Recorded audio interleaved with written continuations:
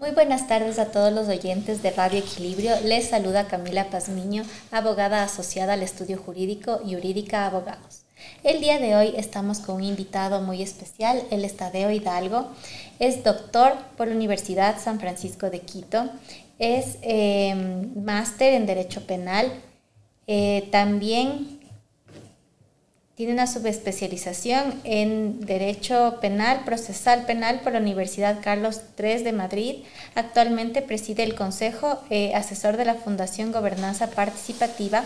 Es asesor de la Comisión Especializada Permanente de Soberanía, Integración y Seguridad Integral de la Asamblea Nacional del Ecuador, contribuyendo con su experiencia jurídica en la elaboración de leyes de seguridad nacional. Entre ellas tenemos la Ley de Seguridad Digital, la Ley de Armas, la Ley para el Control del Espacio Aéreo, el Convenio de Budapest y el Proyecto de Ley de Inteligencia, entre otros. El día de hoy vamos a hablar sobre el tema la seguridad digital en Ecuador, desafíos y el rol del Convenio de Budapest. Por favor, doctor. Gracias, Cami, por la invitación. Es un gusto en realidad estar acá. Un saludo de igual manera para su distinguida audiencia. Bueno, dentro del marco de la Comisión de Seguridad hemos tratado algunos proyectos de ley, se ha roto algunos esquemas y se ha avanzado un montón en proyectos de ley. Se han entregado 8 proyectos de ley en tan solo un año por parte de la Comisión de Seguridad de la Asamblea Nacional, lo cual denosta un gran papel que han hecho tanto los asambleístas como todos los equipos de trabajo que son parte de esta comisión. Dentro de las leyes que tratamos se encontró la Ley de Seguridad Digital, una ley que fue archivada por el Pleno de la Asamblea Nacional en el mes de junio pasado. Hubo bastantes planteamientos por parte de algunas asociaciones como CITEC, como las cámaras y de igual manera en cuanto a tecnología, que señalaban que era una ley que al entregarle al Ministerio del Interior, el ente rector de esto, generaba tal vez algún tipo de cuestión de un estado policial en cuanto a lo que tiene que ver con seguridad digital. Sin embargo, la ley no contenía esos aspectos, sino que más bien iba a regular y controlar y resguardar las infraestructuras críticas del Estado, lo cual está separado de la ley, por ejemplo, de datos personales. Una de las grandes interrogantes que tuvimos fue: no es que existe una ley de datos personales, pero no, la ley de seguridad digital en este caso es diferente a la ley de datos personales, ya que la ley de seguridad digital viene a proteger infraestructuras críticas, por ejemplo, a proteger los sistemas bancarios, a proteger el sistema de Petroecuador, a proteger, por ejemplo, los sistemas de CENEL, de CELEC y todo lo que tiene que ver con sectores estratégicos. Entonces es una ley importante en ese sentido. Fue archivada y luego fue presentada por el asambleísta Inés Alarcón y está nuevamente tratándose. Se encuentra dentro del primer debate una ley que se conoce ahora como la Ley de Protección Digital, la cual recoge algunas críticas, las cuales fueron parte de lo que se eliminó la anterior ley, y esta recoge algunas cuestiones que nos van a permitir crear y evolucionar en tener efectivamente una infraestructura adecuada para poder proteger a la ciudadanía de eventuales ataques cibernéticos. Debemos tener en cuenta de que en la actualidad estamos más en peligro de sufrir un ataque cibernético que tal vez un ataque armado extranjero. Entonces es algo que tenemos que tenerlo muy en cuenta. Por ejemplo, el Convenio de Budapest, que también lo tomábamos, es un convenio que se va en contra de la pornografía infantil, por ejemplo, que se va en contra de todas estas faltas de regulaciones que tienen los países y que permiten que los niños, jóvenes que tal vez empiezan a experimentar sus primeras interacciones con la red, puedan tener alguna especie de cuestión desafortunada y les roben fotos, les roben imágenes y eso pasen a manos de pervertidos que puedan luego vender esto en zonas de la web que existen en estos lugares. Entonces es un convenio de alta importancia, pero si hay algo que lo hablábamos cuando vinieron a presentarnos chilenos, españoles, esta iniciativa del Convenio de Budapest, era que efectivamente Ecuador necesita el convenio, pero también necesita una ley de seguridad digital, es decir, un mecanismo que permita instrumentalizar y darle efectiva utilidad a ese convenio. Y nuevamente, ¿cuál sería la diferencia entre la ley de seguridad digital y la ley de protección de datos? La ley de protección de datos tiene como en cuenta proteger tus datos personales, tuyos. La ley de seguridad digital tiene a proteger los datos de los bancos, por ejemplo. Que los bancos cumplan con medidas de seguridad para proteger toda la información que sostengan. Que Petroecuador de igual manera tenga todos los sistemas integrados para proteger sobre las comercializadoras, puntos de abastecimiento y todo esto para que no pueda ser atacado por el crimen organizado o por un hackeo en un eventual caso. Entonces es muy diferente proteger las infraestructuras críticas del Estado y proteger nuestros datos personales, que también son importantes, y al tener una correcta protección desde el ámbito macro se va a reflejar también una protección más importante en lo micro, que son nuestros datos personales. Ya. ¿Y qué cambios o desafíos legales enfrenta Ecuador para implementar los principios del Convenio de Budapest en este marco normativo? Sí, como te mencionaba, Ecuador necesita una ley que recoja todos los procesos para poder instrumentalizar todo lo que tiene que ver con esta ley. Es decir, sanciones, qué es lo que se le va a exigir a las empresas, qué es lo que se le, tanto públicas como privadas, qué es lo que se le va a exigir al ciudadano, y sobre todo el tema de sanciones. Tiene que establecerse un tema de sanciones adecuadas. Por ejemplo, dentro de la actual ley se preveía sanciones de hasta $90.000 para empresas que no cumplan con las respectivas seguridades que se tienen que tener en el ámbito de seguridad digital. ¿Cómo cuáles, por ejemplo? Por ejemplo, que no hayan hecho un debido mantenimiento, que dentro de un año, por ejemplo, se realice un mantenimiento a todos los servidores de la institución y que vean que no hay algún tipo de infiltración, de que hay algún tipo de virus que haya perpetrado a la data y que pueda estarse ingiriendo ahí información. Son algunos requisitos que se van poniendo y que tendrán luego que irse respaldando desde la parte técnica.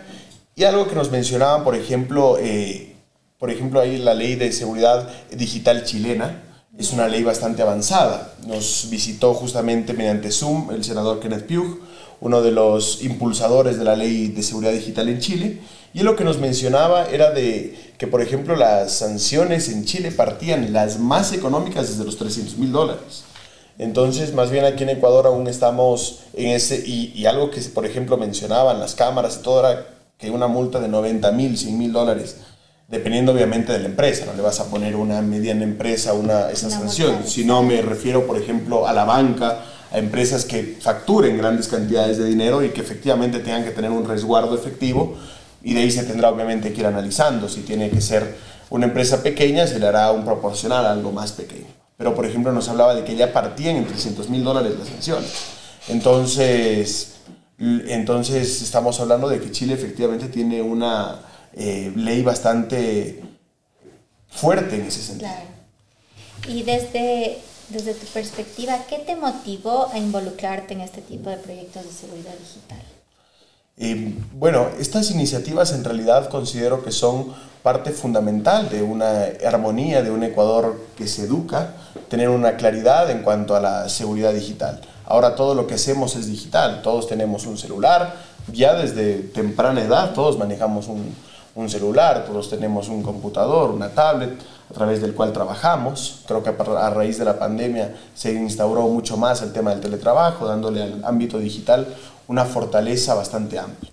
Y creo que conforme avance esa fortaleza, también avanzan los desafíos. Considero clave que podamos tener una regulación adecuada, no que entre a buscar regular algo de la vida del ciudadano, pero sí protegerlo de las eventualidades y de las amenazas que crecen. Como crece la tecnología, crecen las amenazas. Cuando se crea un antivirus, ya están más de 100 virus creados.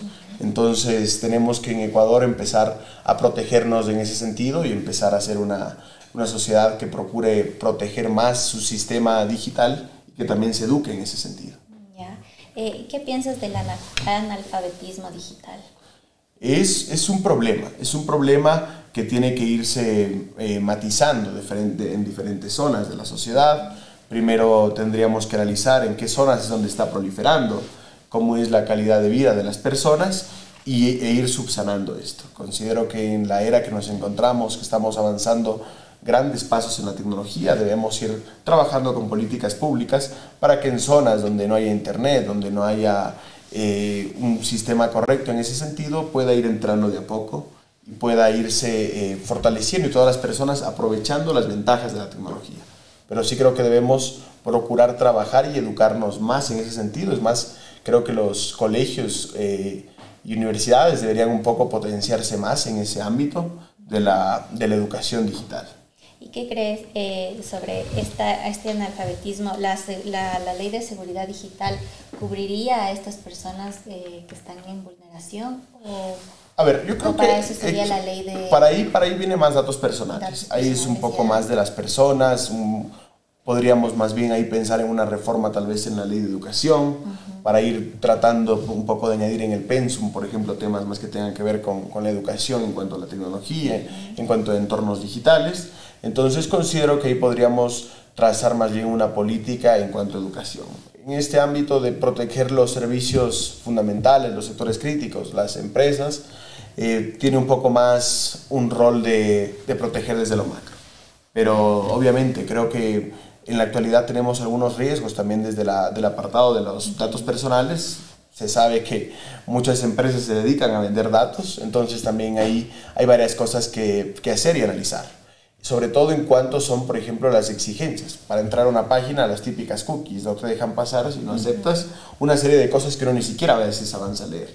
Entonces uno ahí se encuentra firmando sin querer un acuerdo, el cual no sabe qué podrán estar quitándoles de los datos personales. Claro, y yo creo que también deberían educar sobre la ley de seguridad digital, porque uno también cuando va a los bancos, a las entidades, si no sabes lo que vas a firmar o no sabes los mecanismos que tiene el banco para protegerte, también te vuelves una víctima. Hay prestamistas, entre comillas, que dicen deme todos los datos, y la gente que es analfabeta da los datos y caen en estas vulneraciones. Entonces creo que ha sido un trabajo muy arduo, muy interesante también.